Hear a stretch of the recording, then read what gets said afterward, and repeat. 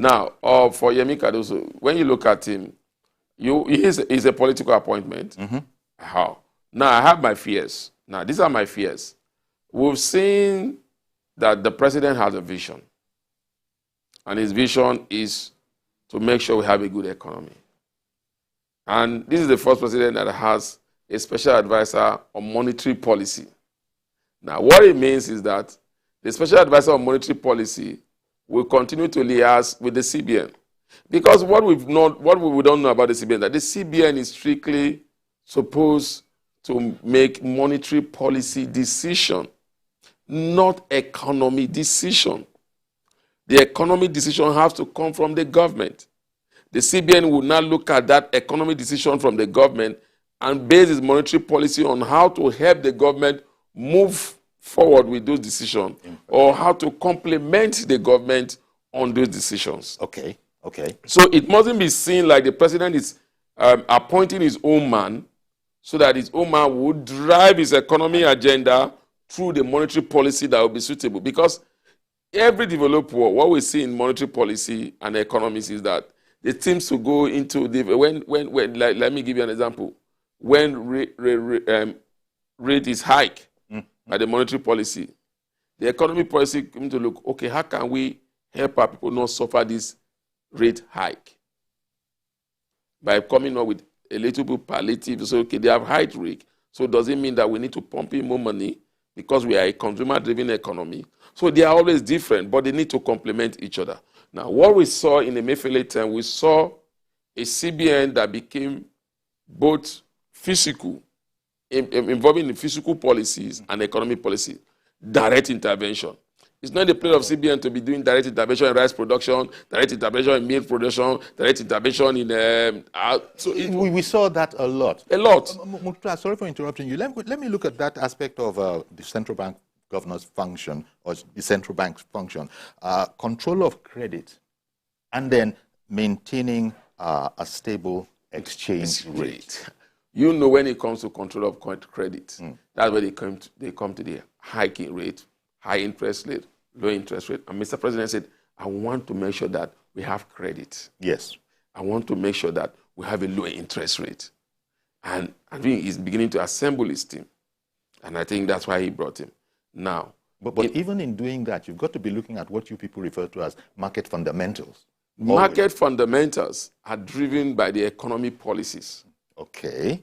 And those policies come from the executive. From the executive. So the CBN, like you rightly said, will look at the economic policy and begin to create the monetary policy to synergize with the economic policy so that we can see the results. Now, what we saw in the outgoing administration was that we saw a CBN that was doing some policy because there was no economic common vision. Let me use that word. We didn't see the results. You hear RX 200, we are having 200 companies that we are putting in money to develop them so that we can earn FX. We never saw anything there. Oh, we saw the rice pyramid in Abuja now. After that, the rice disappeared. We did not see any rice production in large scale. We have not been exporting rice like they told us. So we become number one in Africa in exportation or in exporting rice. We didn't see that. So now, he is coming in there. For me, if you ask me what are my agenda for him, I would say the first thing is that he has a very Herculean task, which is to bring stability in the exchange rate, which is the work of the CBN. Okay, that's stability in the exchange rate. And he's been credited with being a man of a detail. I think even the president joked about it at one time.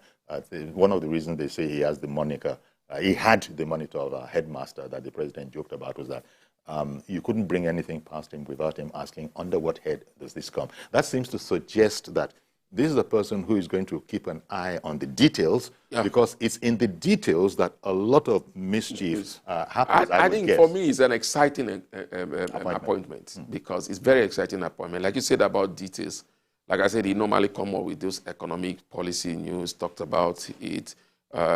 He's one man that is with, I think thus far, he's been a man that has integrity. He's been a man that has said what he has to say and how he has to go about it.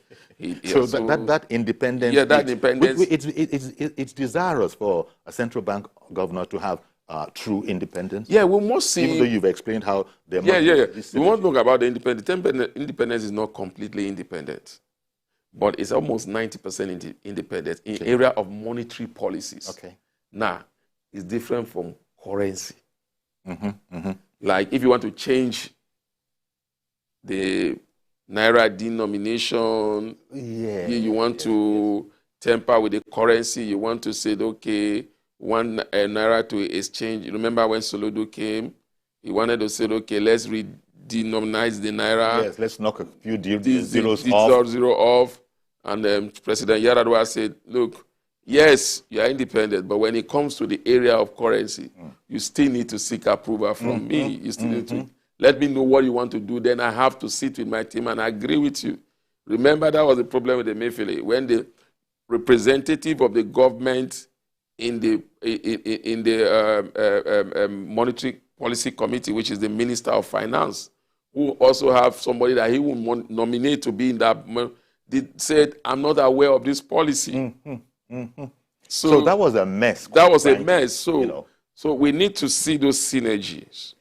Then again, we need to see one thing that have brought the CBN to the rot that it is, and that is why once your CBN is rotten, there's no how your economy can move. No way to say. So we have now seen why our economy has been in the rot it will be.